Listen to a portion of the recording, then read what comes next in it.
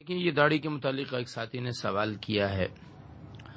ہمارے ہاں مشکل یہ ہے کہ کچھ لوگ احادیث اور اللہ کے احکامات اور حضور اکرم صلی اللہ علیہ وسلم کا جو سنت طریقہ ہے، صحابہ کرام نے آپ علیہ الصلوۃ والسلام کو کس طرح سے عمل کرتے دیکھا ہے، اس کو سمجھے بنا ایک بات کے پیچھے اڑ جاتے ہیں اور پھر چاہتے ہیں کہ ساری دنیا ہماری اسی جو ایک ضد ہے اس کے پیچھے لگ جائے۔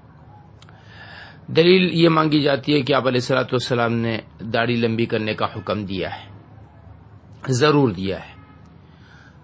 یہ حدیث ہے کہ آپ علیہ الصلوۃ والسلام نے اعفاء اللحى کا حکم دیا ہے۔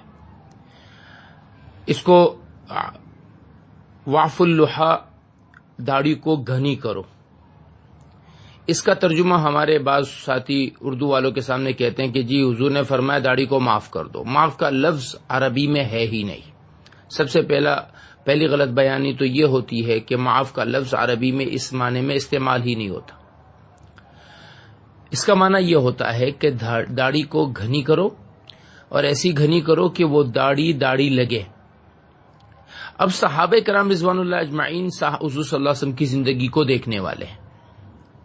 آپ علیہ الصلوۃ والسلام نے خود کبھی داڑھی چھوٹی نہیں کی، اس کے بارے میں کوئی صحیح روایت موجود نہیں ہے۔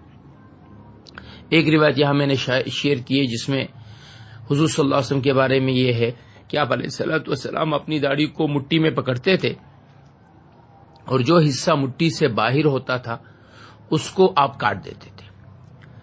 کتاب لکھنے والے جو ہیں وہ علامہ ابن بطال رحمہ اللہ فرماتے ہیں کہ اگرچہ اس روایت کی سند میں کمزوری ہے لیکن یہ عمل جو ہے بہتر ہے۔ پھر صحابہ میں حضرت ابن عمر رضی اللہ تعالیٰ عنہ وہ صحابی ہیں کہ جن کے بارے میں یہ معلوم ہوا ہے کہ آپ حضور صلی اللہ علیہ وسلم کے ہر عمل میں اتباع کرتے تھے۔ ان کے بارے میں یہ ہے کہ وہ باقاعدہ جب احرام سے نکلتے تھے تو سر بھی منڈواتے تھے اور اپنی داڑھی کو بھی ٹھیک کر لیتے تھے۔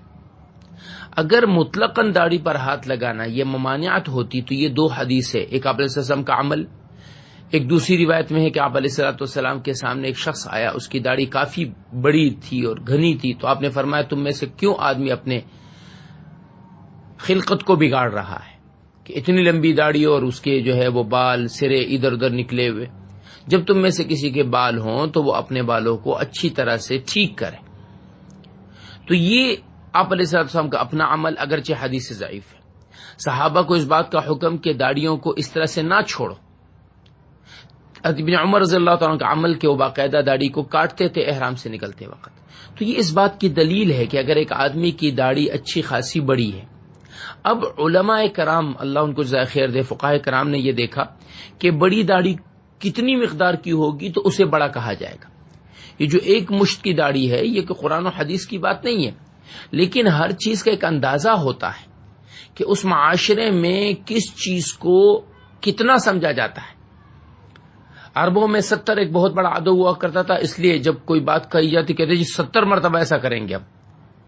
اب داڑھی لمبی ہو بڑی ہو یہ کتنی مقدار کی ہوتی ہے، تو علماء کرام نے اس بات کا اندازہ کر کے فرمایا کہ بھئی کم از کم اگر ٹوڑی کے نیچے سے ایک مشت ہو تو وہ بڑی داڑھی کہلاتی ہے، اس سے چھوٹی داڑھی نہیں ہوتی ہے بڑی والی، وہ بڑی داڑھی نہیں ہے جس کا حکم ہے۔ اس لیے میری درخواست میں یہ ہے کہ یہ جو احادیث ہے اس کو دیکھا جائے، اس پر غور کیا جائے کہ یہ جو داڑھی کا کاٹنا ہے یہ حرام اور ناجائز نہیں۔ ایک آدمی نہیں کاٹتا اسے بھی ہم نہیں کہیں گے کہ آپ نہ حرام کرتے ہیں، لیکن بہتر یہ ہے کہ اس کو کاٹ